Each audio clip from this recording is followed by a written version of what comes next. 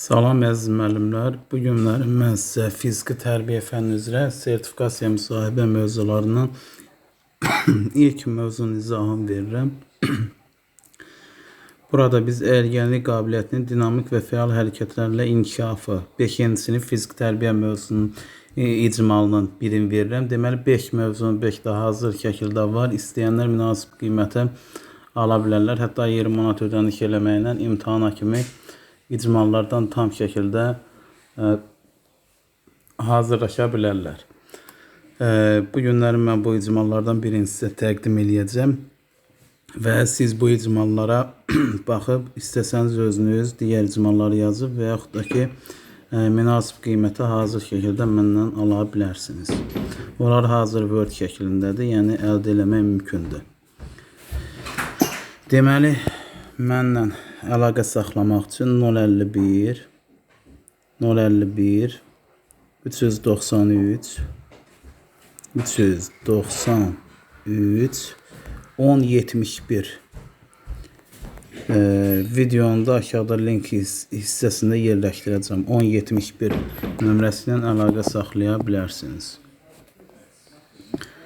Yəni istəyənlər oradan əlbəttə ki əlaqə saxlaya bilərlər. Deməli 051 393 1071 bu nömrə ilə WhatsApp ilə əlaqə saxlayıb məlumat ala bilərlər. İndi isə mövzu haqqında sizə mən müəyyən məlumatlar verim ki, yəni siz nələri öyrənməlisiniz, nələrə diqqət yetirməlisiniz. Bunlar haqqında ümumi məlumat verim. Hər birimizə məlumdur ki, deməli biz mövzu hər kəsə verilib. Yəni müsahibə mövzuları hər kəsdə var. Deməli mövzumuz ergənlik qabiliyyət dinamik və fəal hərəkətlərlə inkişafı. Standart 1.2.2 yəni müxtəlif oyunların təyinatı haqqında qısa informasiya. Bilirik ki, yadınızdan çıxmasın ki, burada bir neçə məqam var, yəni o məqamlara fikir verin. 1.2.2-ni gəlin mən sizə izah edeyim. Birinci olan məzmun xəttidir. Məzmun xətti fənn üzrə ümumi təlim nəticələrinin reallaşmasını təmin etmək üçün müəyyən olunmuş məzmunun zəruri hissəsidir. Yəni fənnin ana xətti də, leytmotivi də deyirlər. Məzmun xətti birinci əvvəldə gələndir. Yəni hər bir fənnin öz məzmun xətti, özünə məxsus məzmun xətti var. Gəlin fiziki tərbiyənin məzmun xəttlərini yadımıza salaq. Birinci məzmun xətti informasiya təminatı və nəzəri biliklər. İkinci məzmun xətti hərəki bacarıq və vərdiklər. Üçüncü hərəki qabiliyyətlər. Dördüncü məzmun xətti şəxsiyyətin mənəvi iradi keyfiyyətlərinin formalaşması. Yəni biz bunlardan növbəti, yəni ikinci 2 var ha orada. O əsas standart. Əsas standart mövzunu sizə belə deyək də sadalayır. Ümumiyyətlə standart şagirdlərin desələr ki, standart nədir? Şagirdlərin bilik və bacarıq səviyyəsinə qoyulmuş dövlət tələbinə deyirlər məzmun standartı. Məzmun standartları ümumi şəkildə belə deyək, əsas standart və alt standart 2 yerə bölünür. Bunların məzmun standartlarının əsas funksiyası sinif və ya fənlər üzrə summativ qiymətləndirməsinin aparılmasını təmin edir. Yəni biz sinif üzrə və yaxud da fənn üzrə ümumi qiymətləndirməni aparanda, qiymətləndirmə sualları və tapşırıqları həmin məzmun standartların alt standartı nəzərə almalıyıq. İndi standartda ikincini 3.1.2, yəni üçüncü bizdə hərəki nə idi? Qabiliyyətlər idi, eləmi? Ona görə məzmun xətti 3 ilə başlayıb. 1.2 hərəki fəaliyyət zamanı bədənin əyilmə qabiliyyətini nümayiş etdirir.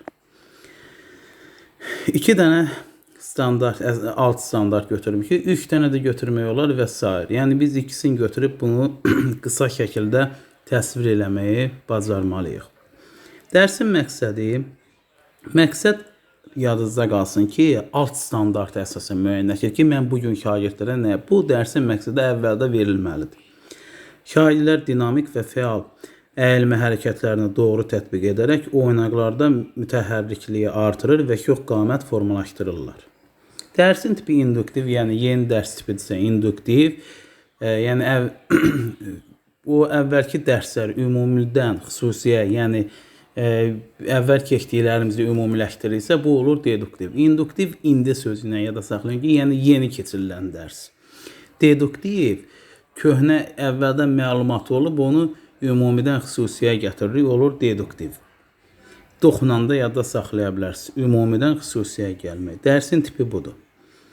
İlk forması, ilk üsulu. İlk forması fərdi və qrup 2 şəklində də yəni ilk formasını vermişik. İlk formaları 4 cürdür. Fərdi, cütlərlə, qrup, bir də kollektivik. İlk üsulu praktik tapşırıq, nümayiş, modelləşdirmə. Hər hansı bir deməli bir oyun qursaq, biz onu modelləşdirərik ki, şagirdlər onu model şəklində daha yaxşı, praktiki olaraq görə bilsinlər. Deməli, qiymətləndirmə meyarı şagirdlərə əvvəlcədən verilməlidir. Qiymətləndirmə meyarı belə vermişik. Çünki biz bunun əsasına qiymətləndirmə aparırıq. Meyar bir dənə də ola bilər, 2 dənə də ola bilər və s.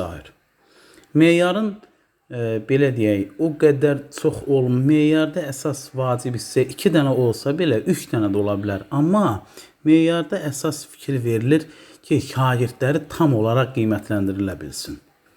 Yəni o verilən əsas standart, alt standartın meyarı qiymətləndirilməsi tam dəqiq olaraq yerinə yetirilə bilsin və qiymətləndirmə meyarı şagirdlərə əvvəlcədən verilir və bunu mütləq yadda saxlayın. Yəni sizə müsahibədə soruşulan suallardan biridir ki, qiymətləndirmə meyarı nə deyə bilərsiniz? Yəni sizə olan suallardır. İndi onları növbəti, deməli biz əgər qoşulsaz, son bir həftə 10 günü praktiki olaraq hər gün qoşulub bu icmalları müzakirə eləyəcəyik. Hazır şəkildə icmalları məndən alıb, öyrənib danışacaqsınız. Daha hazır şəkildə yəni imtahana gedib müsahibə mərhələsindən də inşallah uğur qazanacaqsınız. Buna yəni 100% zəmanət verirəm.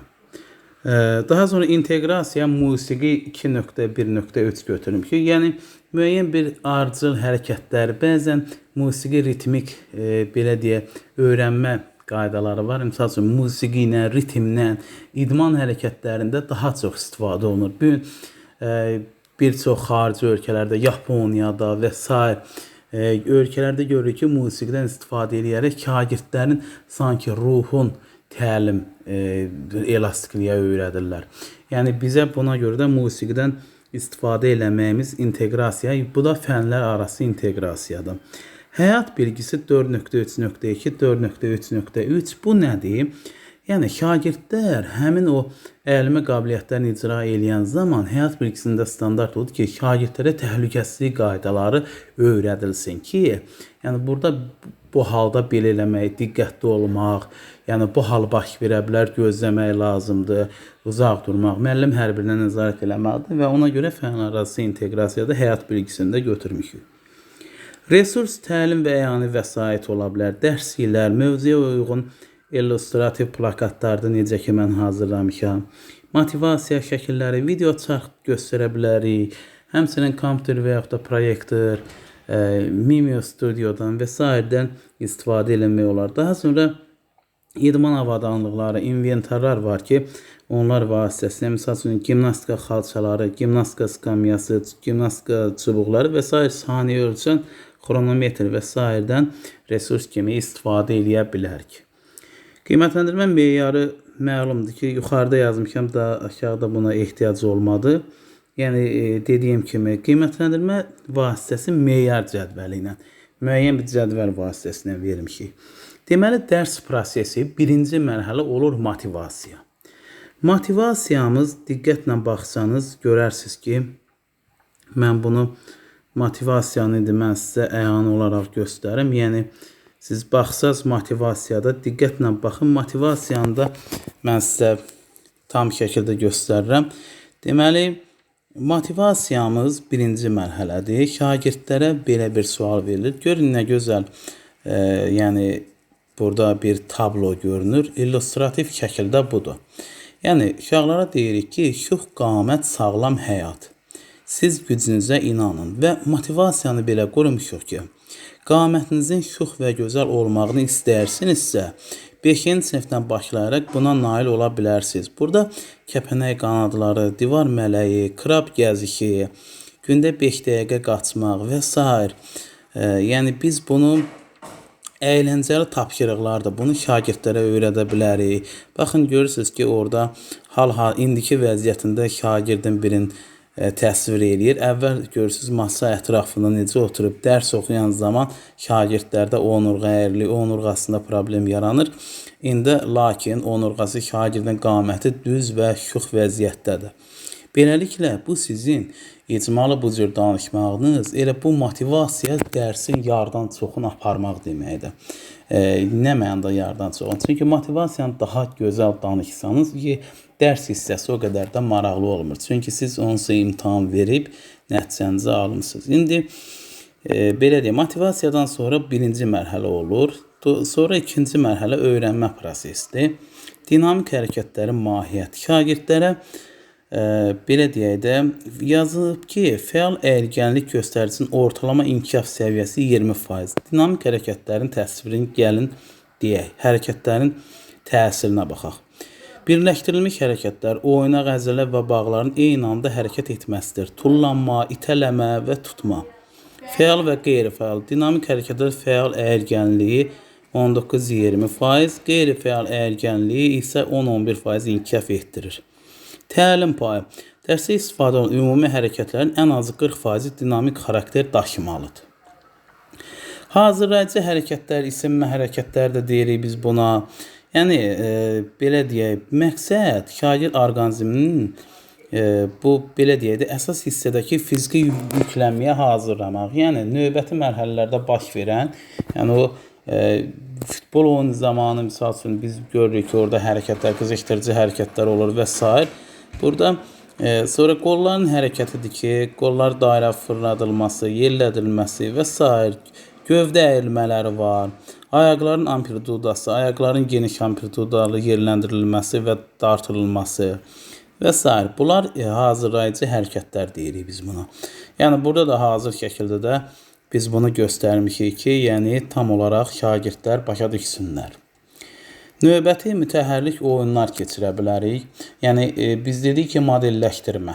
İş üsullarında modelləşdirmə də var idi. Modelləşdirmənin burada bir neçə oyun burada hazırlamışıq. Misal üçün, mütəhərrik oyun, halqanı ötür. Oyuna hazırlıq və gedişat haqqında məlumat verim. Şagirdlər düzülür. Komandalar dəhliz və idman zalında dairə, sıra şəklində düzülür. İcra. Start siqnalı ilə kapitanlar halqanı əvvəlcə ayaqlarından sonra başından keçirər, növbəti yoldaşını ötürürlər bir-bir.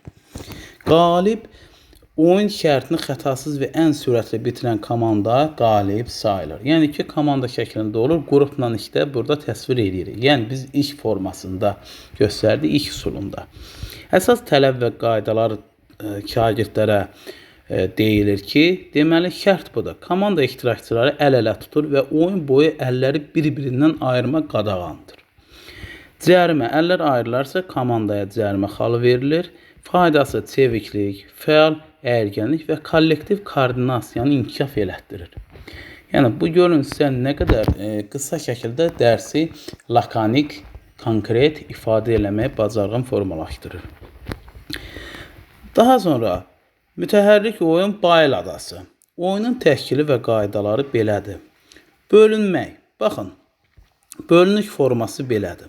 Sinif 2 dənə komandaya bölünür. A və B qrupu deyək buna. Hər komandada 2 qrupa ayrılır.